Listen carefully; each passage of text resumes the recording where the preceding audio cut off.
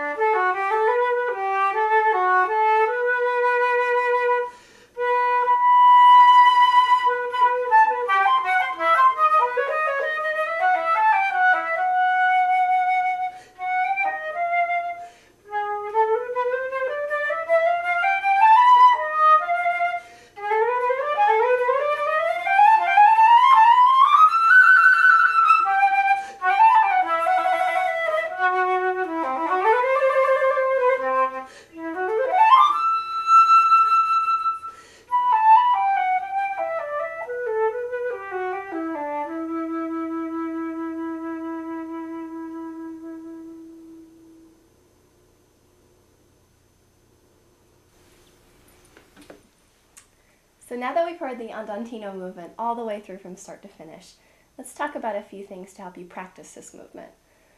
One of the trickiest parts of this movement is the very first note. You're coming out of nothing. It's the first thing that you're going to play.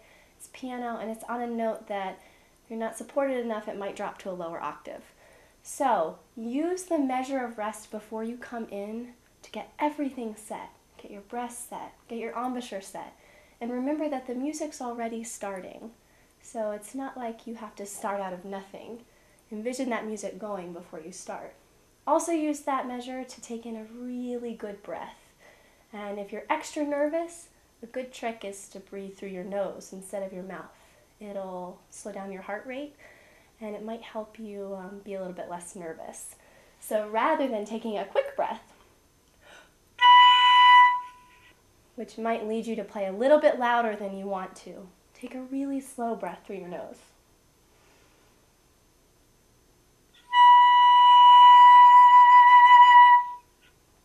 You might be more successful that way.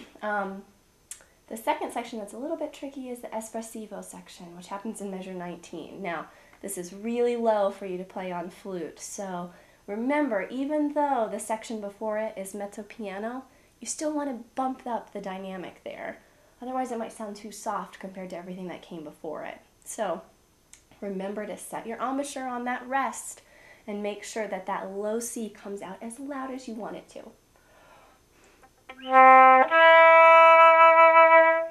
So that you're nice and strong there. Now let's take a look at another tricky section that's measure 26, really all the way to the end. You have to remember, measure 26, even though it looks like a lot of notes, it's just a variation on the theme that you already played. So don't let all the notes scare you. Make sure that we still hear the theme part, which is the notes with the stems up.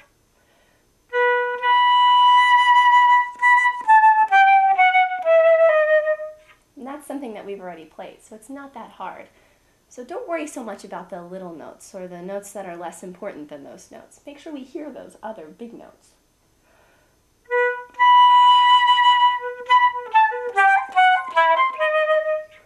way we know it's a variation on the theme.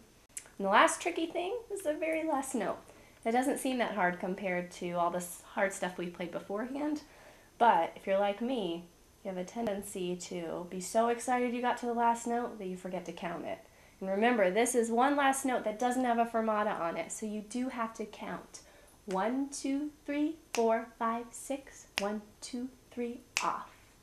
No longer than that, and no shorter than that. So now that we've worked on the Andantino movement, if you'll click on the next video, we'll start working on the Allegro movement.